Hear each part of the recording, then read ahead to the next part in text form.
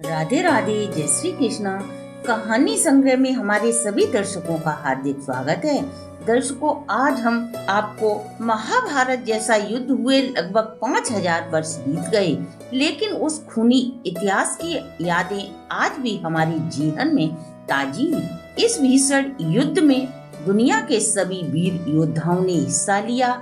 ये भयानक युद्ध किसी शस्त्र के बीच न होकर एक ही कुल के दो भाइयों के बीच महासंग्राम हुआ था। कुछ विद्वान इसे अधर्म और धर्म के बीच हुए युद्ध की संज्ञा देते हैं। इस महाभारत युद्ध पर अनेकों कथाएं और कविताओं के माध्यम से आज भी इसकी यादें ताजा हैं।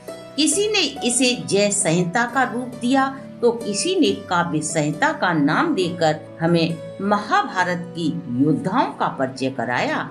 इस पूरे महाभारत युद्ध में 39,36,639 योद्धाओं ने महाभारत जैसे ग्रंथ के अनुसार भाग लिया था, लेकिन इस युद्ध में बचे हुए लोगों की संख्या 12 थी।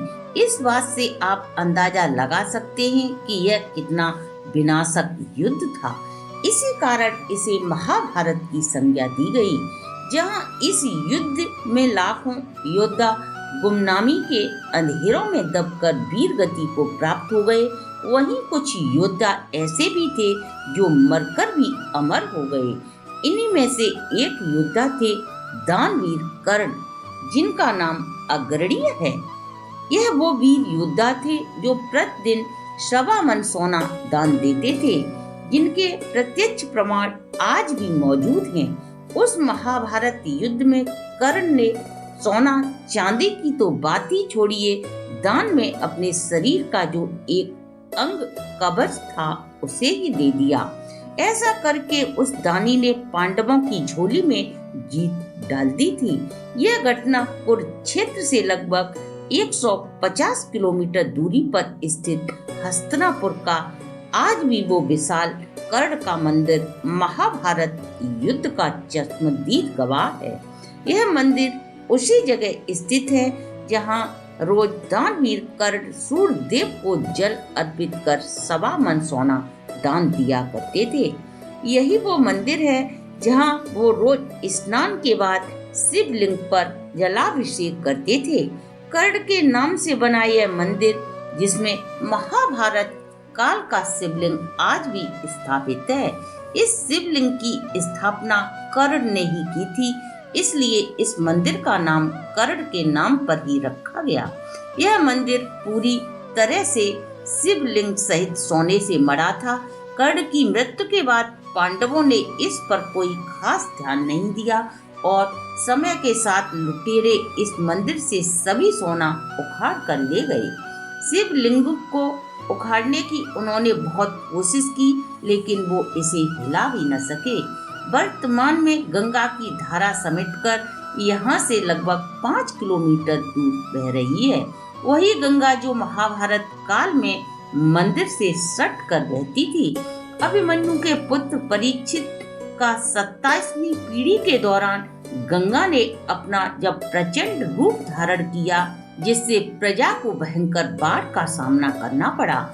जिस गंगा का वेग सहने की सामर्थ्य सिर्फ भगवान शिव में है, वह मंदिर आज भी वहीं स्थित है। वहीं पूरा हस्तिनापुर गंगा के प्रचंड वेग में रेत के टीले की भांति बह गया और तब राजा परीक्षित के वंशजों ने अपनी राजधानी कौशाम्बी को बनाया। इसके प्रमाण आज प्राचीन लेखों में पाए जाते हैं।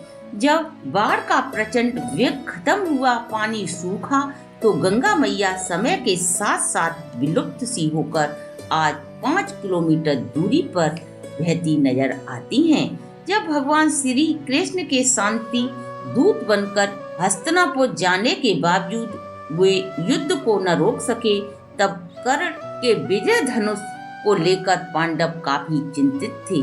कर्ण के पास जब तक कवच और कुंडल हैं और उनका विजय धनुष था, तब तक उन्हें हरा पाना असंभव ही था। भगवान श्री कृष्ण ये बात अच्छी तरह जानते थे।